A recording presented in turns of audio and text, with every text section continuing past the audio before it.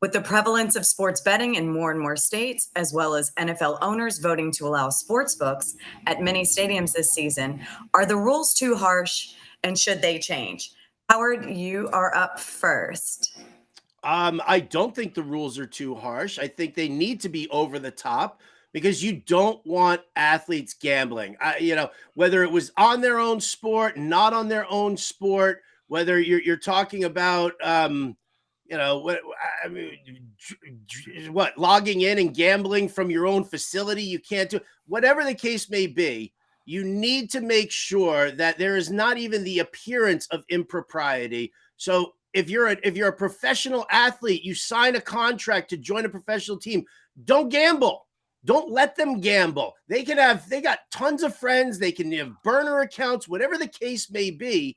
They don't need their names on it. And so either the players are too stupid to realize that, or the NFL just needs to keep toughing it up. And I think that's perfectly fine. And I'm taking a 5 extra seconds right now because I think that no professional athlete who signs a contract is getting paid by a team should be allowed to bet because of the appearance of impropriety.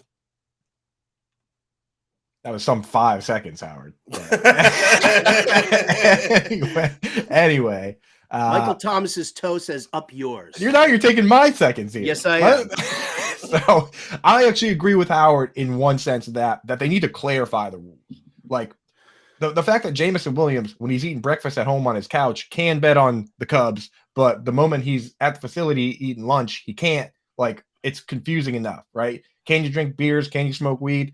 Like, let's clarify the rules for these guys. Right now, this whole idea that it's like a slippery slope to bet on baseball if you're at the stadium, that's bordering on thought crime. You know what I mean? That like, oh, okay, like he's here betting on sports. Maybe he'll start betting on football. Like, I'm interested to see what this Minority Report has and who is actually being punished for just thinking about maybe betting on football in the future. If you're going to get rid of gambling, get rid of it. If you're going to keep gambling for other sports, let them gamble on other sports wherever. Yeah, I agree with Coop. I don't know if I would say that the rules are too harsh as a business because as the NFL ultimately is, it's up to them. But there are too many ambiguities in these rules. When you qualify a hotel room as a sports facility when the team is traveling, that's too broad and overreaching. There are also issues of NFL stadiums operating actual brick and mortar sports books within their stadiums. So it's a bit hypocritical to say players can't bet on any sport at all when teams and by proxy the NFL are profiting an estimated $20 million just this year alone. And we're getting mad at and suspending players for placing tiny wagers on their college teams. These suspensions dilute the product, and the NFL really needs to find a happy medium before this becomes a way bigger issue or ban it altogether. Yeah, I understand the argument with the NFLs are in bed with the gambling companies and the sports books, but the money goes to the players. The players get more than 50% of the pie in the NFL, so the money is coming to them anyway, so the deal's all fair to them. Howard took it too far. I don't think if you bet on your sport, Pete Rose, no doubt about it, out of here, doesn't make any sense. You know that from the time you was a child, you don't bet on your sport, indefinite suspension. Now, what's going on with Jameson Williams, that's ridiculous. So I would say to the players, the NFL needs to explain the rules of engagement better for when you're betting on sports outside of the NFL. Because why can't somebody not bet on a game that they don't play? They don't have no distinct advantage in that. So I'm going to go and disagree with Howard on that one. If you are playing that sport, don't bet on it. If you're not playing that sport, get yourself a trap phone and bet from home. You know what I'm saying? Or have somebody log on for you before you kick off Sunday morning. But to go ahead and say that they can't do it at all, that's ridiculous. And I also I worry about the enforcement of it and how much they're monitoring these players' phones and their activities. Like, how much oversight are we putting in to ensure that players don't gamble? That in itself is a little bit creepy. Where are they watching them from? Where are they finding them? Somebody needs to monitor Zion Williamson's phone. That's a different topic. These kids need to learn from the GOAT right here, dude. You smash that phone the moment they ask for it. You smash it to tiny pieces. but Corey, you say I went too far, but the bottom line is that you just said it at the end also. These athletes, you know what? If you want to gamble, then fine. Go ahead and gamble, but don't do it on your sport for sure. And if you want to place bets, have somebody else do it.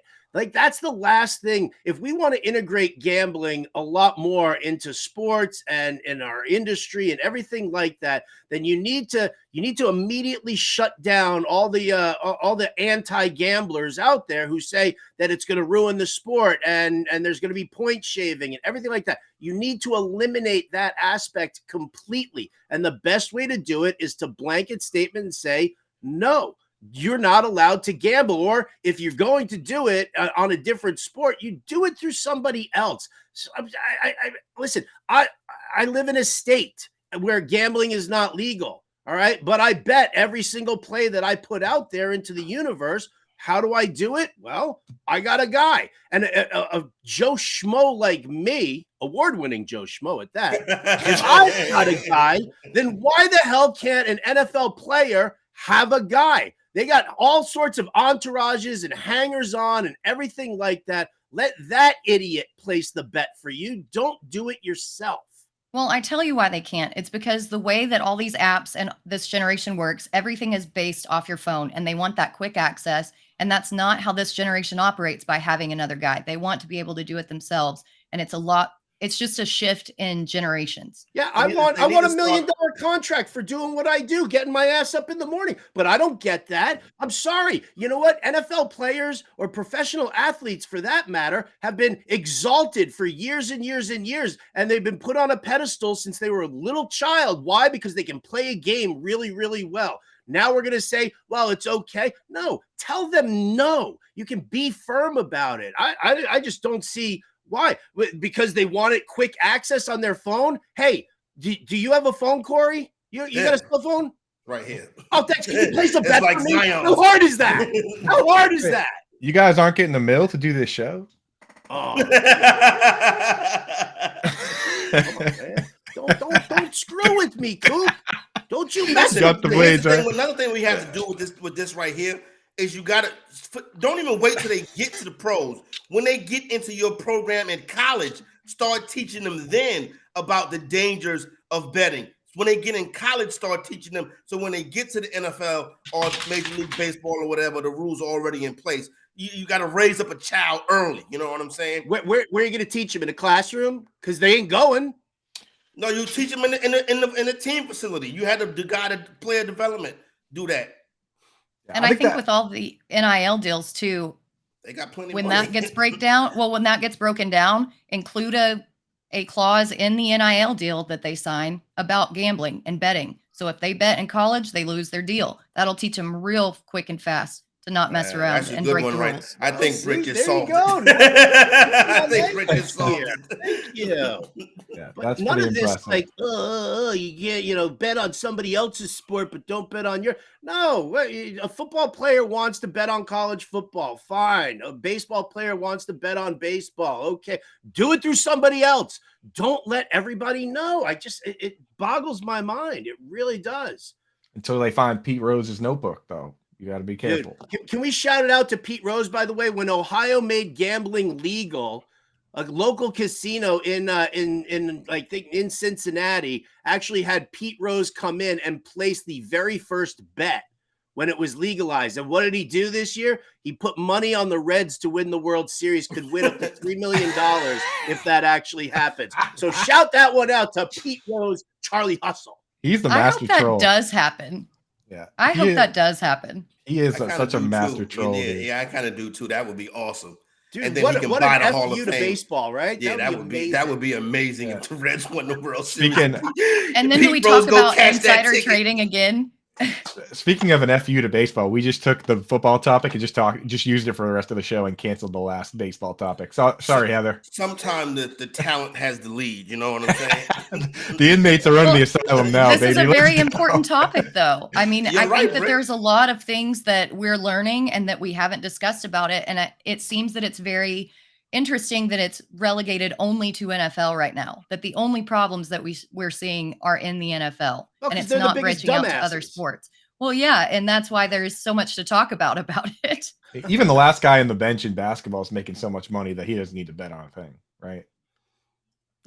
Clearly. it's just unbelievable. Like, if it's something that you want, whatever, just have the mental makeup to say, I've got this $1 million contract, even if it's the league minimum.